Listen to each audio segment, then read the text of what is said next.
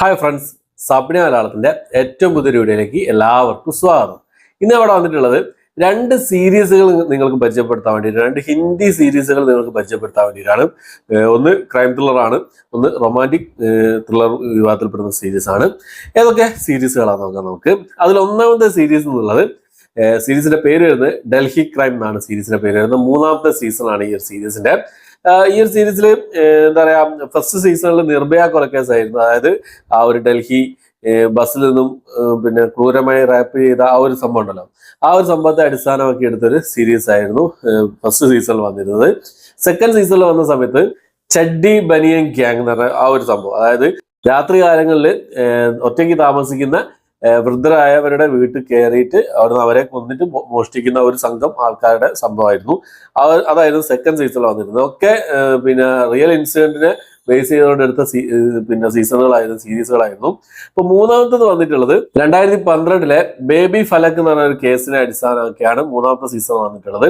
അതായത് പിന്നെ sex racket എന്ന് പറയാം, ഹ്യൂമൻ ട്രാഫിക്കിംഗ്, മനുഷ്യക്കടത്ത്. ഈ ഒരു സംഘത്തോടാണ് നമ്മുടെ വർത്തിക ചതുർവേദിക്ക് ഈ തവണ മത്സരിക്കാനുള്ളത്. അപ്പൊ നമ്മുടെ നായിക ഒരു ടീമുണ്ട്. ഇതിനു മുമ്പേ ഡൽഹി ക്രൈം സീരീസ് കണ്ടവർക്ക് അറിയാം, അവരൊരു ടീമുണ്ട്. ആ ഒരു ടീം ഇപ്പൊ മൂന്നാമത്തെ സീസണിലേക്ക് വരുന്ന സമയത്ത്, മൂന്നാമത്തെ ഈ ഒരു കഥയിലേക്ക് വരുന്ന സമയത്ത് എല്ലാവരും വേറെ വേറെ സ്ഥലങ്ങളിലായിരിക്കും, വേറെ വേറെ ഡ്യൂട്ടിയിലായിരിക്കും. പക്ഷെ ഈ ഒരു കേസ് ഇവരെല്ലാവരും ഒരുമിപ്പിക്കുന്നതും പിന്നീട് പിന്നെ എങ്ങനെ ഇവരെ ഈ ഒരു ബ്രാക്കറ്റിലുള്ള ആൾക്കാരെ പിടിക്കുന്നതുള്ളതാണ് ഈ ഒരു സീസണിൽ മൊത്തത്തിൽ പറഞ്ഞു പോകുന്നത്.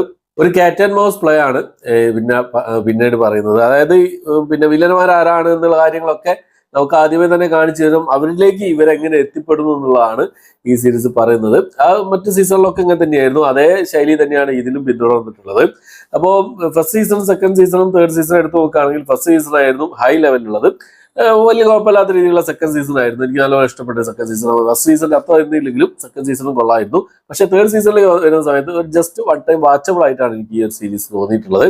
എന്നാലും ഈ ഒരു ഡൽഹി ക്രൈം ആരാധകർക്ക് ഒന്ന് കണ്ടു നോക്കാവുന്ന ഒരു സീരീസ് ആയിട്ട് തന്നെയാണ് തോന്നിയിട്ടുള്ളത്. 6 എപ്പിസോഡുകളാണ് സീരീസിൽ മൊത്തം ഉള്ളത്. 45-50 മിനിറ്റുകൾ അടങ്ങുന്ന ടോട്ടൽ ഡ്യൂറേഷൻ വരുന്ന 6 എപ്പിസോഡുകളാണ്. ഏകദേശം 4.25 മണിക്കൂറുണ്ട് സീരീസിന്റെ ടോട്ടൽ ഡ്യൂറേഷൻ വന്നിട്ടുള്ളത്. നെറ്റ്ഫ്ലിക്സിലാണ് ഈ ഒരു സീരീസ് അവൈലബിൾ ആയിട്ടുള്ളത്.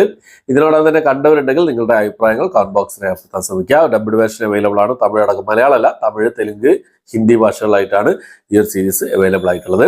രണ്ടാമത്തെ സീരീസ് നോക്കാം. രണ്ടാമത് റൊമാൻറ്റിക് ഡ്രാമ ത്രില്ലർ വിഭാഗത്തിൽപ്പെടുന്ന ഒരു സീരീസ് ആണ്. അതിഥി പോഹങ്കർ, പരമ്പ്രത ചാറ്റർജി എന്നിവരൊക്കെയാണ് ഈ സീരീസിൽ പ്രധാന വേഷം കൈകാര്യം ചെയ്തിട്ടുള്ളത്. സീരീസിന്റെ പേര് വരുന്നത് സിദ്ധി ഇഷ്ക് എന്നാണ് സീരീസിന്റെ പേര് വരുന്നത്. ഏകദേശം 25-30 മിനിറ്റുകൾ അടങ്ങുന്ന 7 എപ്പിസോഡുകളാണ് ഈ ഒരു സീരീസിൽ. ഏകദേശം 3 മണിക്കൂറും 30 മിനിറ്റാണ് സീരീസിന്റെ ടോട്ടൽ ഡ്യൂറേഷൻ വരുന്നത്. ഈ സീരീസിന്റെ പിന്നെ സീരീസ് ആമസോൺ പ്രൈമിലാണ്, മലയാളം ഡബ്ഡ് വേർഷൻ ഒക്കെ അവൈലബിൾ ആണ്. അപ്പോൾ പിന്നെ ഈ സീരീസിൽ സ്റ്റോറി എന്താണെന്ന് നോക്കിക്കഴിഞ്ഞാൽ, ചെറുപ്പത്തിലെ പിന്നെ നായകനെ ഭയങ്കര ഇഷ്ടമായിരിക്കും. പക്ഷെ ഭയങ്കര എന്താ പറയുക, ഏജ് ഡിഫറൻസ് ആയിരിക്കും നായകനും നായികയും തമ്മിൽ.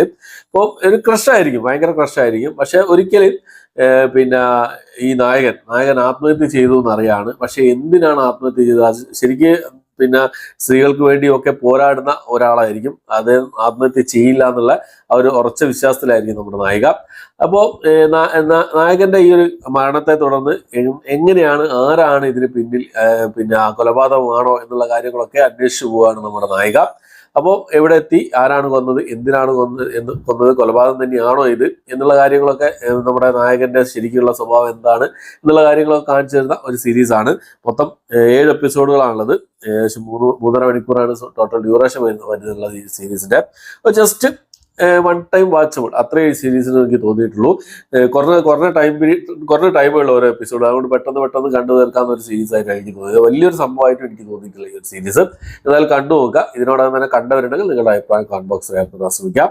ഓക്കെ, അപ്പോൾ ഡൽഹി ക്രൈം അതുപോലെ തന്നെ സിദ്ധി ഇഷ്ക്, ഈ 2 സീരീസുകളാണ് ഇന്നത്തെ വീഡിയോ നമ്മൾ പരിശോധിച്ചിട്ടുള്ളത്.